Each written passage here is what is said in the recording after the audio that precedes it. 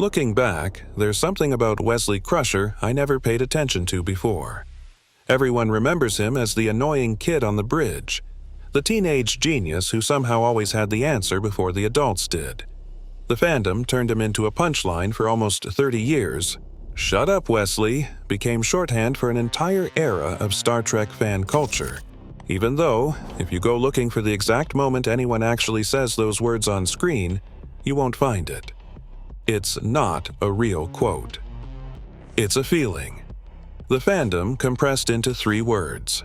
But watch his story again, closely, and a different pattern starts to show up. The people Wesley depends on don't disappear all at once. They disappear one by one. Grab a seat in 10 forward. Let's talk about it. But first, here's the version everyone remembers. Here's the story everyone already knows. Wesley Crusher is aboard the Enterprise from the very first episode. He is the teenage son of the ship's chief medical officer, thrown into a command crew he has no formal right to be part of. He's given an acting ensign's uniform. He starts showing up at the con, at science stations, in briefings, solving problems the professional officers around him can't. And a huge chunk of the audience watching in 1987 decided almost immediately that they hated him for it. Not because he was written badly, because he represented something a certain kind of viewer resents on sight. A kid who's smarter than the room, put there by nepotism, treated like he belongs among adults who spent years earning their seats. That's the Wesley everybody remembers, the annoying genius, the mascot nobody asked for. Or at least that's the story most of us remember, because something else was happening underneath it the whole time. Then someone finally saw him. Go back to Season 1, to an episode called Where No One Has Gone Before, and something strange happens. A visiting alien called the Traveler comes aboard, a being who exists partly outside conventional space and time, and instead of being interested in Picard, or Riker, or any of the officers actually running the ship, he becomes fixated on one person. He tells Picard, privately, that this teenager has a rare and extraordinary mind, something almost nobody else in the galaxy has. The first person outside Wesley's family to recognize just how extraordinary he might become wasn't Starfleet. It was a stranger on a starship who happened to be passing through. For the first time, someone saw something in Wesley that nobody else seemed able to explain. It should have been the beginning of something. Instead, it became the first goodbye. And that's when people started leaving. Because the Traveler does the thing this whole story is going to keep doing to Wesley. He leaves. Picard, who is famously not a man who likes children on his bridge, who barely tolerates having one there at all in these early episodes, slowly starts to soften instead. There's a real, visible warmth by the time we get to an episode called Samaritan Snare, where the captain, dreading it the whole time, takes Wesley on a personal shuttle trip and ends up opening up to him about his own reckless youth. For a moment, this looks like a father. Watch what happens next. That warmth doesn't grow. It plateaus, and then, slowly, it starts to cool.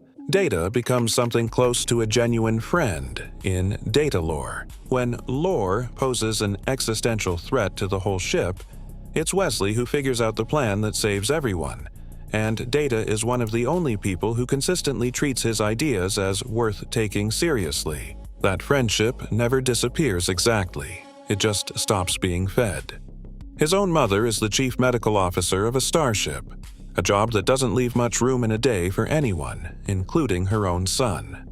And there's a stretch of the show where Beverly is reassigned entirely, off the Enterprise, to Starfleet Medical. Even his mother isn't consistently in the room. Then, Wesley leaves for Starfleet Academy, and the last structure he had, the daily presence of the people who half-raised him, is gone too. Replaced by instructors who don't know him, and rules that don't care what he used to be able to do on a bridge. Another mentor drifts away. Another relationship falls silent. Another version of family becomes a memory. By the time we reach Season 5, almost everyone who was ever supposed to stay has, in one way or another, already started to go. Until the person he trusted most lost faith in him. Season 5, an episode called The First Duty. Wesley, now a cadet at the academy, is part of a flight squadron accident that kills a fellow cadet. And instead of telling the truth about what actually happened, he goes along with a cover-up. To protect his friends, to protect their record, to protect the version of himself that never fails at anything. Picard finds out. I want you to slow down here with me because this scene deserves it. This isn't a stranger disappointed in a cadet who broke a rule. This is the closest thing to a father Wesley has had in his life, the same captain who once opened up to him in a shuttle, who watched a stranger tell him this boy had something rare, who has spent years quietly, almost reluctantly, coming to believe in him. And now that same man has to sit across from him and say, without raising his voice, that the first duty of every Starfleet officer, above orders, above loyalty to friends, above protecting yourself, is to the truth. And Wesley failed it. Watch Wesley's face in that scene. It isn't the face of a kid being punished. It's the face of a kid who has just watched the adult who had come to believe in him most find out he isn't who that adult thought he was. Not anger. Guilt. The specific, hollowed-out guilt of disappointing the one person whose good opinion you were quietly organizing your whole life around. Because that's the thing nobody ever quite says about Wesley. What he actually wanted, underneath the acting ensign uniform and the science station answers nobody asked for, was never really about being smart. It was approval, it was belonging, and maybe more than anything, it was someone who would stay. And in that ready room, the one man who came closest to giving him all three is the one who has to tell him he fell short. From that point on, the distance only grows.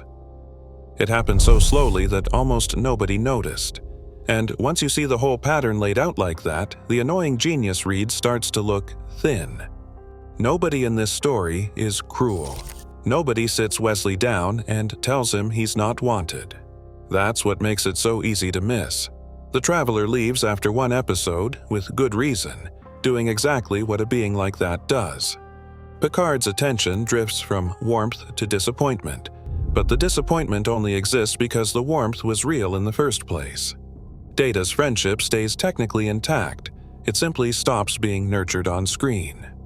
Beverly is reassigned because a chief medical officer's career doesn't pause for anyone. The academy separates Wesley from the ship the same way any school separates any kid from home. Every single departure, taken on its own, is completely reasonable. And that's exactly why almost nobody notices what's happening. Because nobody leaves dramatically. They just stop being there. Children don't measure abandonment by intention. They measure it by absence. A 15-year-old doesn't keep score of everyone's reasons. He just notices who's no longer in the room, one person at a time, until he's the only one still standing in it. Wesley wasn't abandoned once. He kept losing the people he depended on over and over until leaving started to feel easier than staying ever had. But didn't they still love him? Now, there's a real objection here and I don't want to wave it away. You could say Picard clearly loved Wesley. That shuttle scene in Samaritan Snare is genuine. You don't get hurt by someone's failure the way Picard is hurt in The First Duty, unless you believed in them first.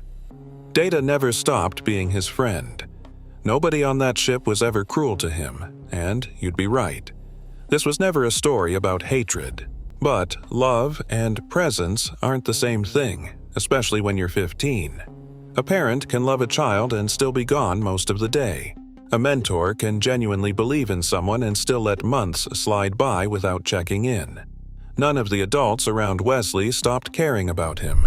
They just, one at a time, stopped being there. And maybe that's what growing up really feels like. And this is where it stops being about a starship at all. Because almost everyone has been Wesley at some point. The kid who was the center of somebody's attention, a parent, a teacher, an older sibling, a mentor at a first job, until gradually, without any single conversation marking the change, that attention moved on. Not because you did anything wrong, just because people's lives keep moving, and the version of you that once needed watching over eventually stops being anyone's priority. It rarely feels like abandonment while it's happening. It feels like nothing at all, an absence so gradual you barely notice its shape until years later, looking back, when you finally add it all up and realize you were the one who got left, quietly, by almost everyone. That's Wesley's real story. Not a kid nobody liked. A kid who kept being someone's whole world for a little while, and kept discovering that for a little while was all it was ever going to be. Until one day, Wesley stopped waiting, which is why the ending matters so much. Years later, in the show's final season, in an episode called Journey's End, the Traveler comes back. The same being who saw something in Wesley before anyone else on that ship did returns to find him. And this time, Wesley doesn't wait to be noticed, or claimed, or kept. He leaves. He walks away from Starfleet, from the ship, from the only version of family he's ever really had, to go find out who he actually is on his own terms. For years, Wesley kept waiting for someone to stay. Eventually, he stopped waiting. Maybe Wesley Crusher wasn't abandoned by everyone. Maybe he simply learned, one goodbye at a time, that the only person who was always going to choose him was himself. So, do you think the adults around Wesley failed him, or is this just what growing up on a starship or anywhere actually looks like? I want to hear your read. There's always a seat for you in 10 Forward. See you in the next one.